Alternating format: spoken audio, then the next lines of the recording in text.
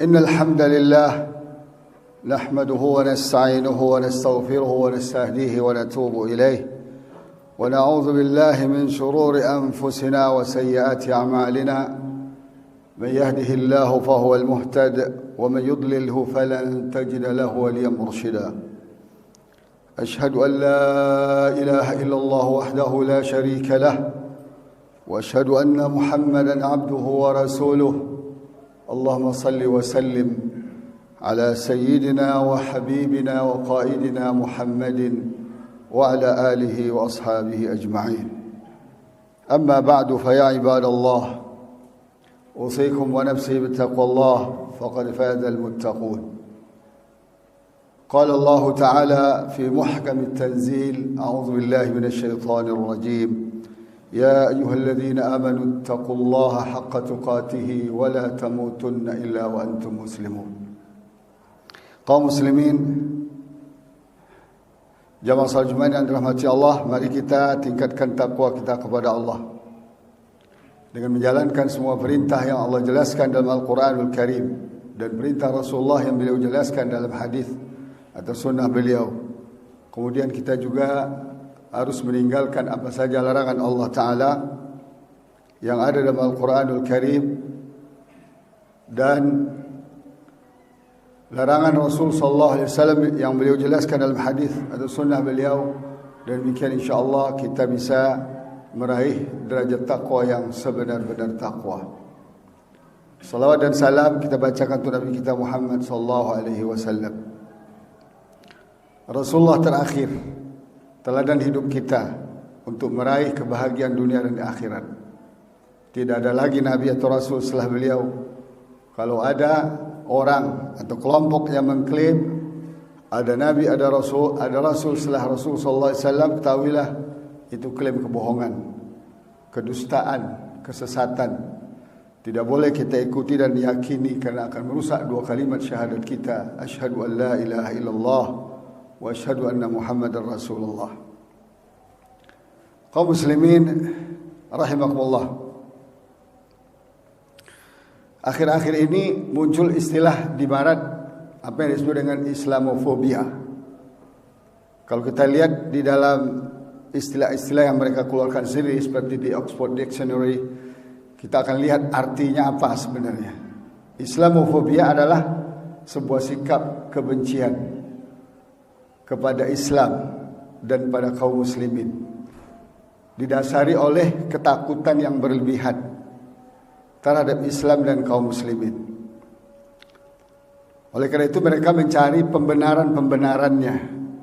Di antara pembenaran yang paling fantastik itu adalah kasus penghancuran dua gedung WTC di New York City tahun 2001. Sampai hari ini sudah 20 tahun tidak terbukti sedikit pun tuduhan-tuduhan Amerika atau Eropa yang mengatakan bahwa Usama bin Laden yang menjadi biang keroknya. Seminggu yang lalu saya masih lihat debat antara salah seorang mujahid Taliban dengan pakar-pakar politik internasional tentang siapa sebenarnya yang menghancurkan gedung WTC itu.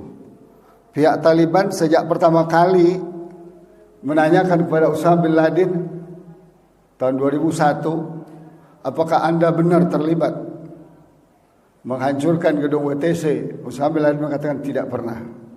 Sampai hari ini masih menantang Amerika dan dunia.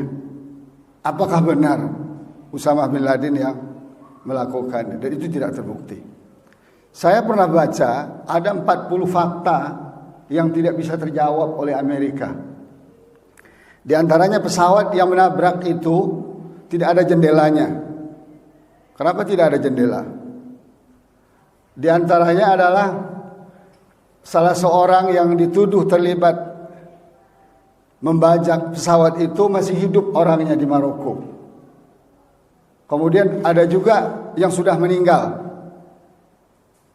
Lalu kenapa paspornya nggak hancur? Sedangkan besi yang begitu kuat, bangunan begitu kuat, hancur sebagaikan debu. Tapi paspornya nggak hancur. Kayak kasus teroris lokal sinilah, KTP-nya nggak hancur. badannya hancur, motornya hancur. Ya kan? Tapi KTP-nya utuh. Ya. Kemudian juga salah satu pengakuan dari salah seorang petugas control tower di mana pesawat itu dituduhkan meluncur dari situ ke gedung WTC, itu juga nggak mau tanda tangi sampai hari ini berita acaranya. Dan beliau sempat di penjara, ditangkap, disiksa, ibu-ibu sampai sekarang udah berumur, masih selamat hidup, udah ditangkap dan dipenjarakan di Guantanamo sekitar 8 atau 10 tahun. Gedung itu kok bisa hancur 110 lantai, 2 gedung, 6 menit sekian detik menjadi debu. Mirip dengan cara menghancurkan gedung tua. Kalau sifatnya terbakar, seperti yang kita lihat, kalau hanya terbakar, itu ada perbandingan di negara-negara lain. Seperti diantaranya yang dikutip oleh ahli itu di Spanyol, terjadi kebakaran gedung sekitar 18 lantai, itu 1 minggu, nggak habis-habis apinya.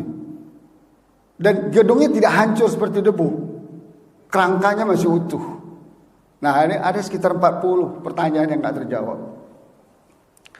Jadi kaum muslimin rahimakumullah, ini semua akal-akalan barat untuk mendiskreditkan Islam, karena mereka ditimpa oleh penyakit Islamofobia itu, ketakutan yang tidak beralasan, lalu dibuat alasan-alasannya. Sampai di seluruh dunia ini mereka sebarkan teror-teror, mereka rekrut orang-orang Islam. Bahkan ada yang direkrut baru 1 minggu, direkrut beberapa hari, itu disuruh ngebom gereja dan sebagainya itu. Ini efek dari Islamofobia. Kaum muslimin rahimakumullah, sebagai kasus sederhana juga, sebagai efek Islamofobia itu dicatat di Amerika itu tahun 2016 saja ada 2000 kasus penghinaan, pelecehan, perampasan hak umat Islam, penyerangan masjid. Wanita-wanita muslimah berjilbab dipaksa dicopot jilbabnya, tidak dilayani, diusir ketika masuk ke satu tempat belanja, dan banyak kasus-kasus lain. Dan bahkan ada satu keluarga di Maroko diserang, dibantai semuanya.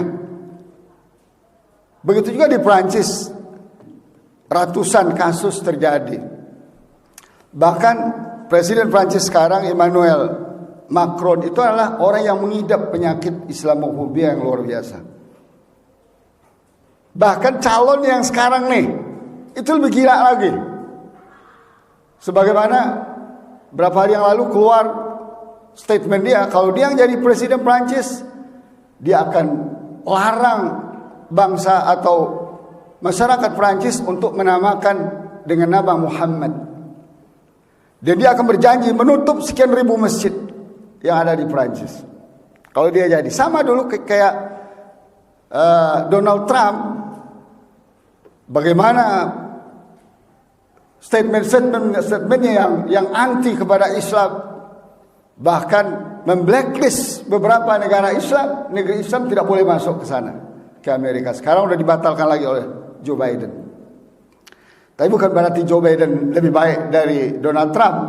Ini kayak dua sisi mata uang, sama saja. Nah, kaum muslimin rahimakumullah, kita mencari akar Islamofobia ini dari mana sebenarnya akarnya dan kapan mulai terjadinya. Kalau kita lihat dakwah Rasul sallallahu alaihi wasallam, bagaimana dan apa yang beliau hadapi,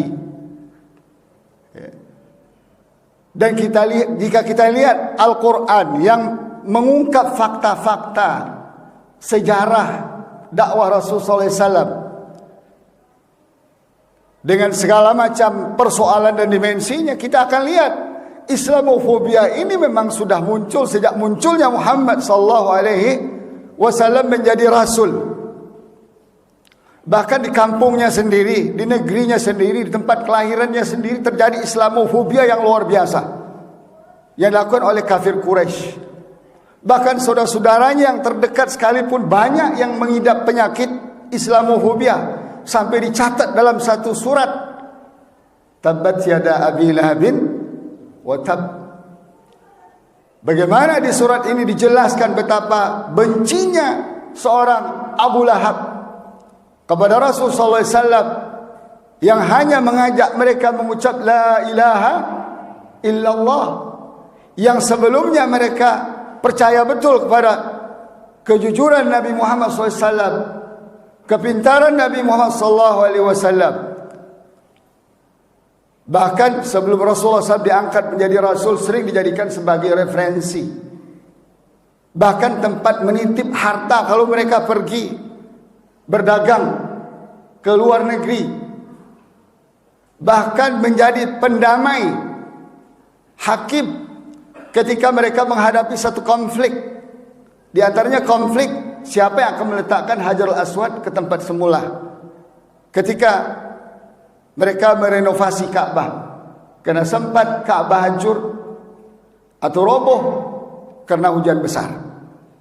Siapa yang mereka minta? Muhammad sallallahu alaihi wasallam. Tapi kok bisanya mereka benci kepada Nabi Muhammad SAW dan takut berlebihan kepada Nabi Muhammad SAW ketika mereka tahu Nabi membawa sebuah dakwah tauhid. Ani a'budullah, sembah Allah saja. Wajtanibut taghut, dan jauhilah taghut, artinya tuhan-tuhan yang disembah selama ini. Apakah itu patung, apakah itu tokoh-tokoh manusia yang disembah, yang ditaati, apakah itu harta, tahta, syahwat dan sebagainya. Itu bukanlah Tuhan-Tuhan yang sebenarnya. Tuhan yang sebenarnya adalah Allah Subhanahu wa ta'ala. Nah, kaum muslimin rahimakumullah, di masa Rasulullah sallallahu alaihi wasallam sudah terjadi Islamofobia ini, baik dari kalangan kafir Quraisy maupun dari ahlul kitab. Ahlul kitab itu orang-orang yang mendapatkan Alkitab. Kalau disebut ahlul kitab dalam Al-Quran, itu rata-rata arahnya ke Bani Israel. Bani Israel itu hari ini direpresentasikan oleh dua agama, yaitu Yahudi dan Nasrani. Yahudi dan Nasrani ini agama yang mereka buat, bukan Allah turunkan. Karena Allah hanya mau Islam sebagai agama manusia sejak dari Adam alaihissalam sampai Muhammad sallallahu alaihi wasallam. Allah katakan dalam firman-Nya, inna dina indallahil Islam, agama yang diakui dan diridhai Allah Ta'ala hanya Islam. Wa raditu lakumul islama dina. Lalu dari mana ada ide agama itu sama? Nah, ini juga bagian dari Islamofobia Yahudi dan Nasrani. Diangkat derajat agama mereka sehingga seakan-akan sama dengan Islam. Benarkah demikian? Tidak. Sama sekali tidak. Mereka katakan agama mereka dari langit. Benarkah demikian? Sama sekali tidak. Coba lihat ayat Al-Quran. Bagaimana Al-Quran menafikan klaim-klaim mereka itu secara telak. Sebabnya sederhana. Karena agama Islam itu agama tauhid. Mengesahkan Allah dalam segala hal. Sifatnya, af'alnya, dan menolak semua Tuhan-Tuhan yang muncul, yang dimunculkan oleh manusia, apapun bentuknya. Itu Islam. Tapi agama Yahudi Nasrani agama syirik. Agama syirik 110 derajat.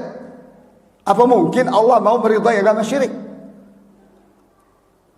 Allah sendiri yang mengatakan orang-orang Yahudi itu menyekutukan Allah dengan Uzair, salah seorang hamba Allah yang saleh di saat itu.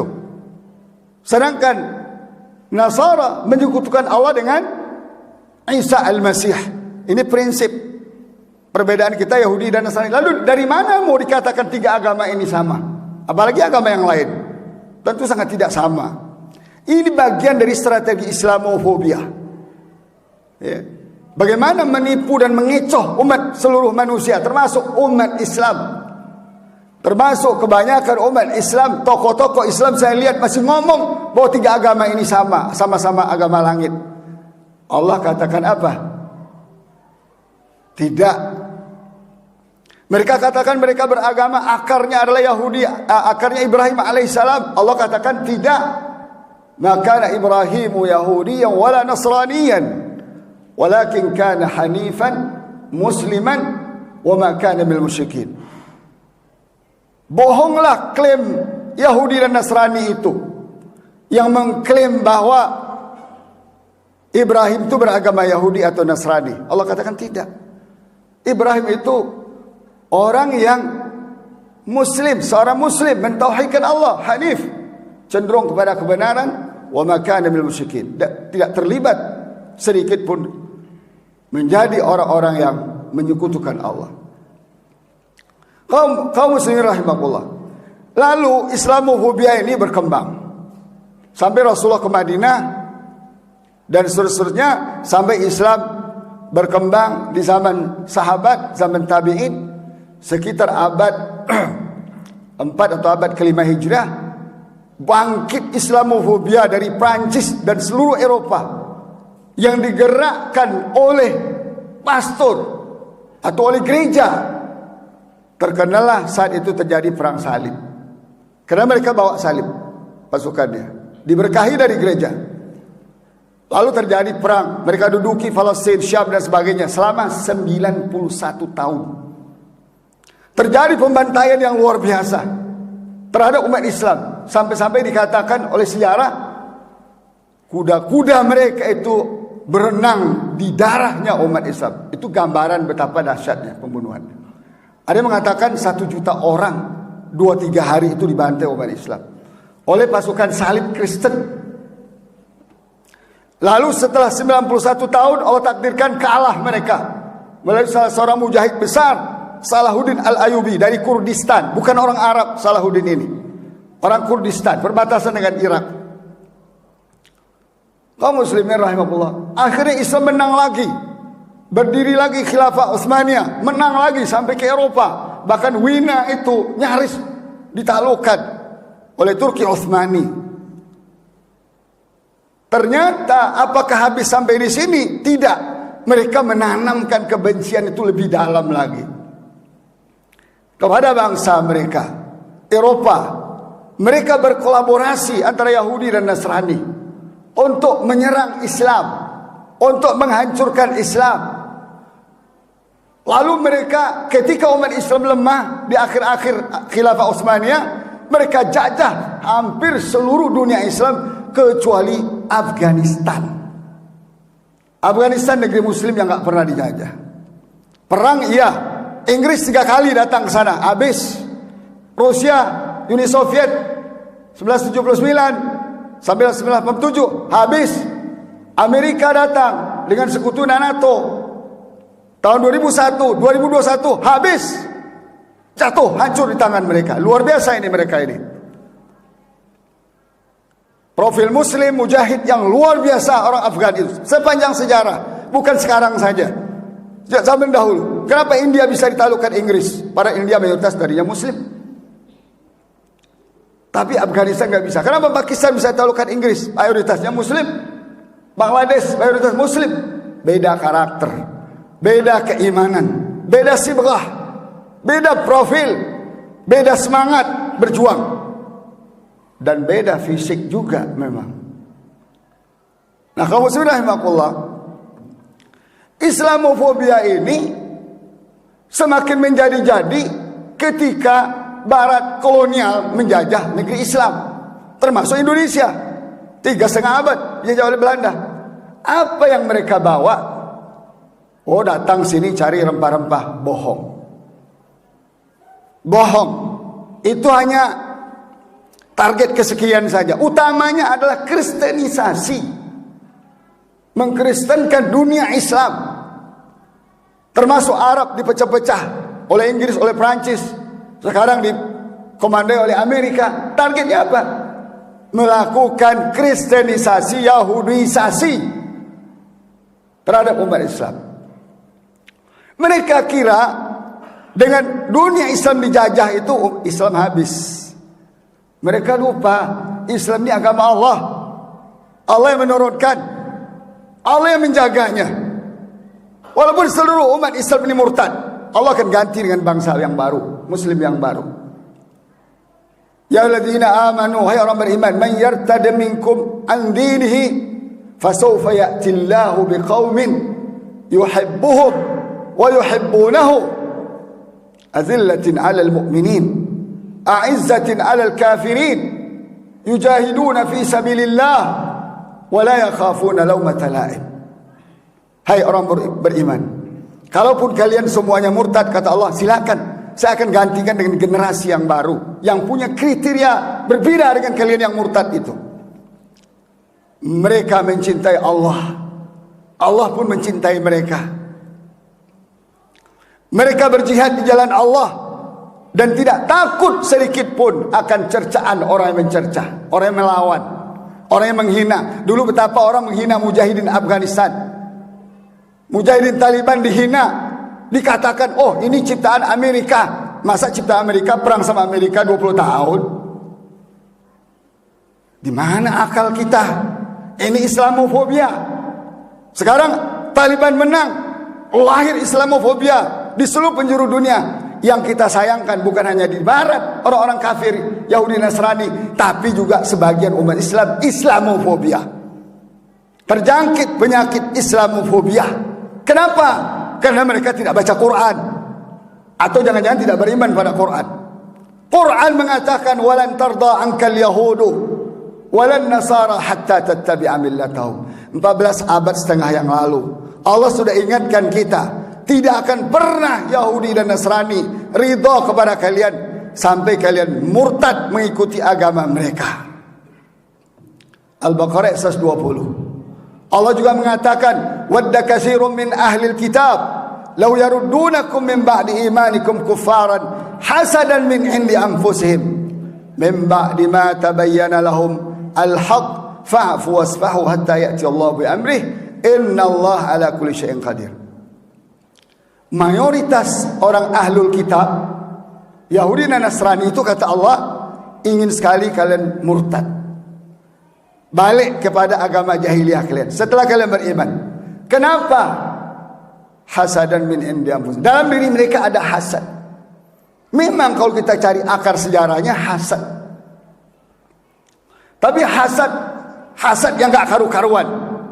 Mereka protes, ya Allah, kenapa kau turunkan Muhammad itu dari keturunan Ismail? Lah Allah jawab sederhana aja, lima taqtuluna anbiya Allah min qabl. Dulu bukan dari keturunan Ismail, dari keturunan Ishak. Kalian bunuh Yakub, kalian bunuh juga tuh Nabi. Hah? Ini kebohongan Bani Israel, Yahudi dan Nasrani yang dihembuskan ke dunia ini sehingga sebagian umat kita terpengaruh dan terprovokasi. Kaum muslimin rahimakumullah. Oleh karena itu dengan tegas Allah melarang kita, mengharamkan kita untuk berbaik-baik dengan mereka. Khususnya orang-orang yang memerangi kita seperti Amerika, seperti Prancis, Inggris. Haram hukumnya kita angkat mereka jadi pemimpin, jadi teman dekat. Debat arti ini aulia ini teman dekat atau pemimpin, sama aja saya bilang. Teman dekat ya enggak dilarang, apalagi pemimpin.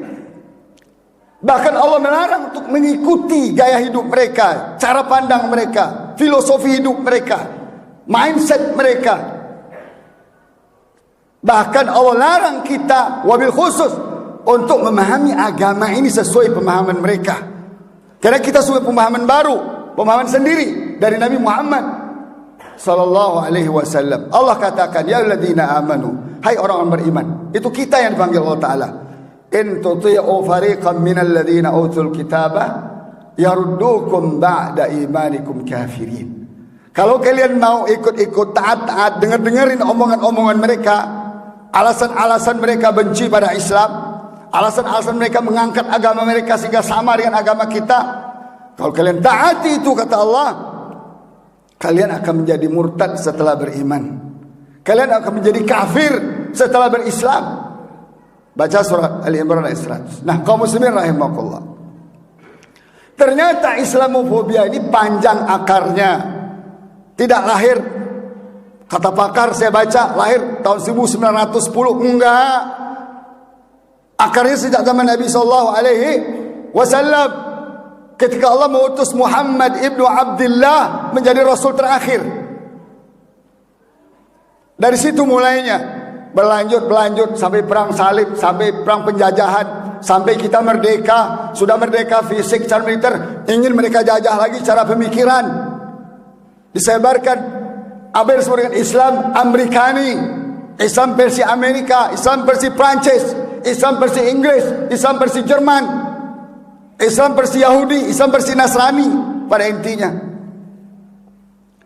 yang kita sayangkan adalah umat Islam banyak pula yang terjangkit virus-virus kebohongan ini.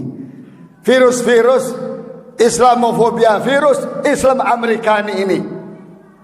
Tanpa sadar mereka menyerang umat Islam, saudaranya sendiri. Tanpa sadar mereka melecehkan agamanya sendiri. Tanpa sadar mereka ikut melecehkan Allah, Rasulullah, dan Qur'annya sendiri. Seperti kece. Betapa banyak orang marah ketika Irjen Napoleon Bonaparte mengasih pelajaran kepada kece. Orang banyak marah. Artinya apa? Orang sudah berpihak kepada kafir. Orang sudah berpihak kepada musuh Allah. Sudah berpihak kepada musuh Rasulullah. Sudah berpihak kepada musuh Al-Quran. Sudah berpihak kepada Yahudi dan Nasrani. Itu umat kita hari ini, sadar atau tidak? Kenapa? Enggak baca Quran, enggak mau menjadikan Al-Quran sebagai referensi cara berpikir, referensi informasi yang aktual dan up to date dan terbenar. Al-haq, al-haqqu min rabbik. Al-Quran itu al-haq, datang dari, lebih percaya kepada tulisan-tulisan buzzer-buzzer rupiah itu. Orang-orang yang dibayar-bayar puluhan ribu atau ratusan ribu orang dibayar dari APBN itu, yang selalu merusak pemikiran umat kita. Mau percaya kepada situ dan tidak mau percaya kepada Allah Subhanahu wa taala. Ya kita jadi korban. Oleh karena itu kaum muslimin rahimahullah, gimana cara kita melawan Islamofobia, Islam Amerikani dan segala macam bentuk permusuhan yang dilancarkan oleh orang kafir Yahudi Nasrani tanpa alasan yang benar. Mau tidak mau ya kita percaya sama Allah. Kita dekati kitab Allah. Apa kata Allah tentang Yahudi Nasrani? Al-Fatihah saja yang kita baca minimal 17 kali dalam sehari semalam itu sudah memberikan indikasi kuat. Ihdinas siratal mustaqim. Tunjuki kami Allah jalan yang lurus. Siratal ladzina an'amta alaihim. Jalan orang yang kau beri nikmat pada mereka. An-nabiyyin was-siddiqin was-syuhada was-salihin. Ghairil maghdubi alaihim. Bukan jalan orang yang kau murkai yaitu Yahudi, waladhdallin, dan bukan juga jalan orang tersesat yaitu Nasrani. Allah sendiri yang bilang Yahudi dimurkai, Nasrani tersesat. Yang dapat as-siratal mustaqim itu hanya umat Islam yang benar-benar bertakwa kepada Allah. Ulaika ala hudan min rabbihim wa ulaika humul muflihun. Ya alladzina amanu taqullaha haqqa tuqatih wala tamutunna illa wa antum muslimun. Oleh karena itu kaum muslimin rahimahullah, kita juga di samping baca Quran, baca sejarah. Bacalah sejarah. Quran mengungkap sejarah detail bangsa Yahudi ini sejak dari zaman Nabi Musa alaihis salam, kemudian sampai zaman Nabi Isa, sampai zaman Nabi kita Muhammad sallallahu alaihi wasallam, dikupas tuntas. Mungkin hampir 1000 ayat kaum muslimin rahimahullah. Hampir 1000 ayat bicara tentang ahlul kitab, bicara tentang Bani Israel, bicara tentang salat aja Rasulullah hanya beberapa ayat saja, bicara tentang Nabi Muhammad hanya beberapa ayat saja. Tapi tentang Bani Israel, kelakuan mereka, kejahatan mereka, kebohongan mereka, kenistaan mereka, kehinaan mereka, laknat Allah kepada mereka dunia dan akhirat, hampir 1000 ayat. Dan soal Baqarah kita temukan hampir 100 ayat lebih. Dimulai dari ayat 40 terus sampai ketemu ayat puasa. Bicara tentang bagaimana kelakuan-kelakuan Bani Israel. Diteruskan lagi setelah itu di akhir surat Al-Baqarah, masuk Ali Imran, masuk An-Nisa. Allah terus bicara tentang Bani Israel, Yahudi Nasrani. Lalu kita sekarang kok mau ditipu? Bisa ditipu oleh mereka, seakan-akan agama mereka sama dengan kita. Pada agama mereka syirik, agama kita tauhid. Seakan-akan pemikiran mereka benar. Padahal Yahudi kufur kepada Nabi Isa, kufur kepada Nabi Muhammad. Kristen kufur kepada Nabi Muhammad. Muslim mukmin iman kepada Musa, iman kepada Isa, iman kepada Nabi Muhammad sallallahu alaihi wasallam. Nah, oleh karena itu kaum muslimin rahimakumullah, bagi yang terpengaruh pemikiran Islam Amerikani atau Islamofobia ini, tanggalkanlah, bertaubatlah. Ayo baca Quran, baca sejarah. Baca Quran, baca sejarah, kita akan tahu bagaimana sebenarnya mereka dan apa harus kita lakukan. Dan sampai kapan? Sampai kiamat konflik Islam Yahudi Nasrani itu akan terjadi terus. Ini sebuah janji dari Allah, sebuah berita dari Rasulullah SAW, bahwa di akhir zaman nanti umat Islam akan memenangkan Islam ini. Bahkan Romawi akan tunduk, Roma akan tunduk di tangan umat Islam di akhir zaman. Nah, kita berdoa kepada Allah Subhanahu wa taala, semoga Allah luruskan pikiran kita, Allah luruskan wawasan kita, Allah benarkan wawasan kita sesuai dengan yang Allah jelaskan dan Rasulullah jelaskan, sesuai dengan fakta sejarah yang masih bisa kita baca kebenarannya. Barakallahu li wa lakum fil Qur'anil azim wa nafa'ani wa iyyakum bima fihi min al-ayati wa dzikril hakim. Fataqabbal minni wa minkum tilawatahu innahu huwas samiul alim.